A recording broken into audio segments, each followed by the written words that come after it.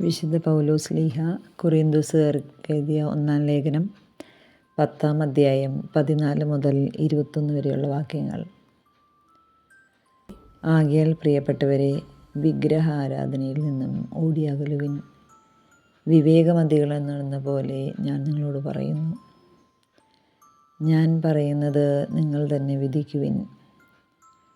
നാം ആശീർവദിക്കുന്ന അനുഗ്രഹത്തിൻ്റെ പാനപാത്രം ക്രിസ്തുവിൻ്റെ രക്തത്തിലുള്ള ഭാഗഭാഗിത്വമല്ലേ? നാം മുറിക്കുന്ന അപ്പം ക്രിസ്തുവിൻ്റെ ശരീരത്തിലുള്ള ഭാഗഭാഗിത്വമല്ലേ?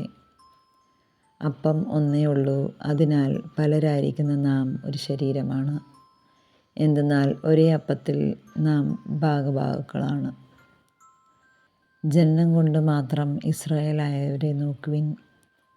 ബലിവസ്തുക്കൾ ഭക്ഷിക്കുന്നവർക്കല്ലേ ബലിപീഠത്തിലെ ഭാഗഭാഗിത്വം. വിഗ്രഹത്തിന് സമർപ്പിച്ച ആഹാരപദാർത്ഥങ്ങളോ വിഗ്രഹം തന്നെയോ എന്തെങ്കിലും ആണെന്ന് ഞാൻ ഉദ്ദേശിക്കുന്നുണ്ടോ? ഇല്ല. വിജാതിയർ ബലിയർപ്പിക്കുന്നത് പിശാചിനാണ്, ദൈവത്തിനല്ല എന്നാണ് ഞാൻ പറയുന്നത്. നിങ്ങൾ പിശാചുകളുടെ പങ്കാളിയാകുവാൻ ഞാൻ ആഗ്രഹിക്കുന്നില്ല. ഒരേ സമയം കർത്താവിൻ്റെ പാനപാത്രവും പിശാചുകളുടെ പാനപാത്രവും കുടിക്കുവാൻ നിങ്ങൾക്ക് സാധിക്കുകയില്ല. കർത്താവിൻ്റെ മേശയിലും പിശാചുകളുടെ മേശയിലും ഭാഗവാക്കുകളാകുവാനും സാധിക്കുകയില്ല. നമ്മുടെ കർത്താവായ മിശിഹായ്ക്ക് സ്തുതി. വിശുദ്ധ മത്തായി എഴുതിയ സുവിശേഷം 10-ാം അധ്യായം 23 മുതൽ 28 വരെയുള്ള വാക്യങ്ങൾ.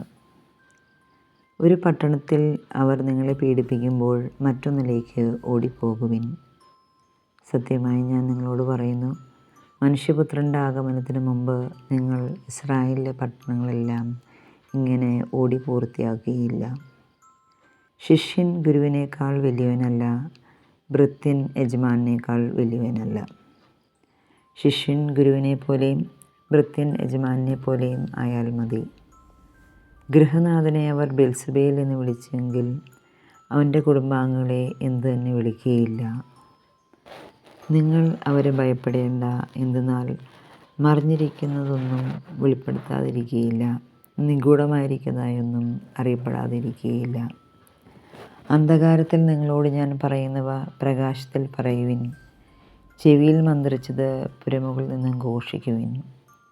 ശരീരത്തെ കൊല്ലുകയും ആത്മാവിനെ കൊല്ലാൻ കഴിവില്ലാതിരിക്കുകയും ചെയ്യുന്നവരെ നിങ്ങൾ ഭയപ്പെടേണ്ട. മറിച്ച് ആത്മാവിനെയും ശരീരത്തെയും നരകത്തിന് ഇരയാക്കാൻ കഴിയുന്നവരെ ഭയപ്പെടുവിൻ. നമ്മുടെ കർത്താവായ മിശിഹായ്ക്ക് സ്തുതി.